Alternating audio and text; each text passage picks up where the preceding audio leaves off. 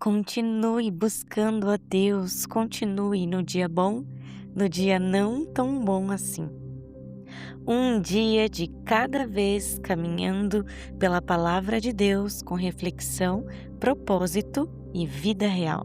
Seja muito bem-vindo ao Bíblia 365 na prática. Hoje é o dia 172 da nossa leitura, dia 21 de junho, e seguindo nosso cronograma, os textos de hoje são Deuteronômio 26, Salmos 117 e 118, Isaías 53 e Mateus capítulo 1. Prepare o seu coração, o seu secreto, permita que o Senhor fale a você. Se esse programa tem feito sentido, siga nas plataformas e compartilhe com alguém que você sabe que precisa dessa palavra hoje. E sem mais delongas, Deuteronômio capítulo 26. É um capítulo sobre gratidão, memória e aliança.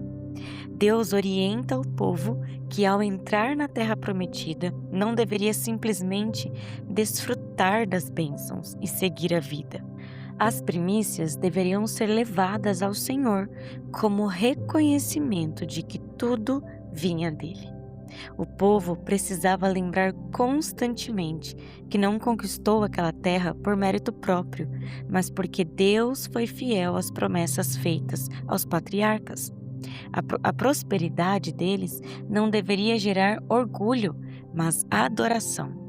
Ao entregar as primícias, os israelitas faziam uma espécie de declaração de fé. Eles recordavam sua história, a escravidão, o sofrimento, o clamor, o livramento de Deus. Então afirmavam: Ele nos trouxe a este lugar e nos deu esta terra. Isso nos ensina algo precioso. A gratidão cresce quando lembramos de onde Deus nos tirou. Quem esquece sua história tende a esquecer também a fidelidade do Senhor. Com os dízimos, Deus mostra que nunca pensou apenas no culto, mas também no cuidado com as pessoas. Os dízimos do terceiro ano sustentavam levitas, estrangeiros, órfãos e viúvas. O Senhor ligava a adoração à generosidade. Não bastava trazer ofertas ao templo, era necessário que os necessitados fossem alcançados. A verdadeira espiritualidade sempre produz compaixão e cuidado com o próximo. O capítulo termina com uma renovação da aliança. Deus declara que Israel é seu povo e o povo declara que o Senhor é o seu Deus.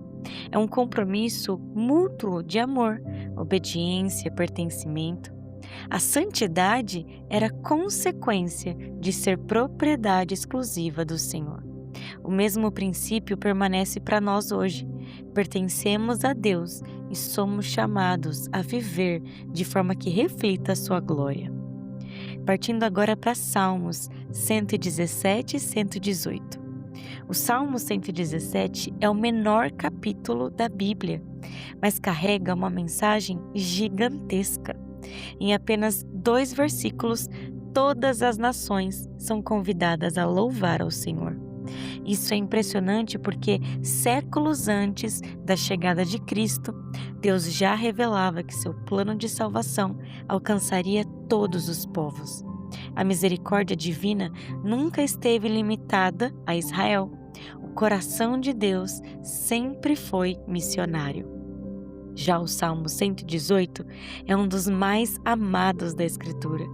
Ele começa e termina com a mesma declaração: Deem graças ao Senhor, porque Ele é bom, porque a sua misericórdia dura para sempre.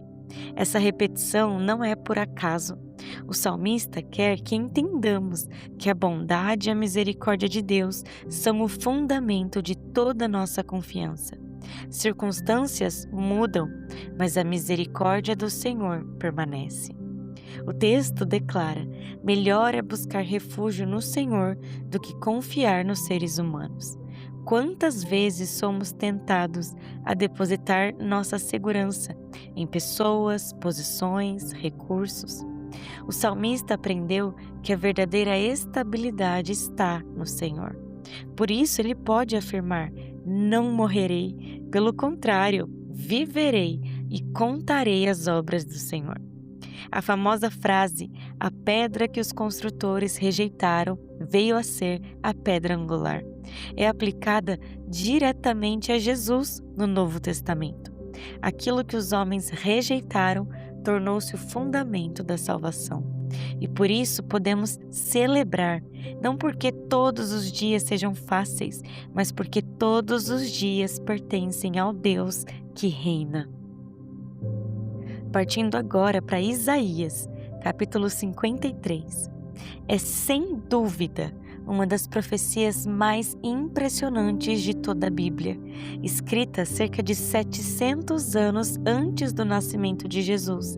Ela descreve com riqueza de detalhes o sofrimento que Jesus sofreria. O capítulo começa mostrando que muitos não reconheceriam quem ele realmente era. O servo não viria cercado de glória, poder político ou aparência impressionante. Ele seria desprezado e rejeitado pelos homens. O ponto central do capítulo é o princípio da substituição. O servo sofre não por seus próprios pecados, mas pelos nossos.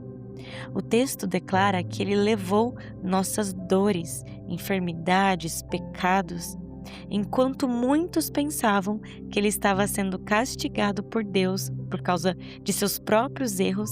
A verdade era exatamente o contrário.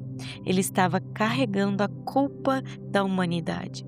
Ele recebeu o castigo que nos trouxe a paz. Essa é uma das declarações mais claras da obra redentora de Cristo em todo o Antigo Testamento. Isaías também destaca a atitude de Jesus diante do sofrimento. Como um cordeiro levado ao matadouro, ele permaneceu em silêncio porque estava obedecendo ao plano do Pai. Foi condenado injustamente, sofreu violência, foi morto e sepultado, embora nunca tivesse cometido pecado algum. Mas o capítulo não termina na morte. O servo verá o fruto do seu sofrimento e ficará satisfeito. A cruz não foi derrota, foi vitória. Por meio da sua entrega, muitos seriam justificados diante de Deus. Isaías 53 é o coração do Evangelho anunciado séculos antes da cruz. É a prova de que a salvação sempre esteve nos planos de Deus e que Jesus é de fato o Cordeiro que tira o pecado do mundo. E para finalizar o dia de hoje, demos um giro no Novo Testamento e vamos iniciar novamente Mateus, capítulo 1. O Evangelho inicia apresentando a genealogia de Jesus. Mateus escreve principalmente para os judeus e quer demonstrar que Jesus é o descendente prometido de Abraão e o herdeiro legítimo do trono de Davi. Em outras palavras, ele é o Messias esperado ao longo de toda a história de Israel e é aquilo que acabamos de ler em Isaías 53. Algo muito bonito nessa genealogia é a presença de pessoas improváveis, como Tamar, a nora que foi injustiçada por Judá, Raabe, que era prostituta em Jericó, Ruth, a moabita estrangeira e viúva que se casou com Boaz, e a mulher de Urias, Batseba, envolvida no pecado de Davi, de traição. Isso mostra que Deus constrói seus planos usando pessoas imperfeitas. A história da redenção é uma história de graça. O Messias veio de uma linhagem humana, cheia de falhas, para salvar pecadores como nós. A segunda parte do capítulo descreve o nascimento de Jesus. Maria engravida pelo Espírito Santo antes de consumar o casamento com José. Para José, a situação parecia impossível de entender. Em sua integridade, ele procura agir com misericórdia. Ele procuraria deixar Maria sem que ninguém soubesse. Então Deus intervém através de um anjo e revela que aquela gravidez era obra sobrenatural do Espírito Santo. O anjo declara que o menino receberia o nome de Jesus, porque salvaria o seu povo dos pecados deles. Mateus conecta esse acontecimento à profecia de Isaías sobre o Emanuel, Deus conosco.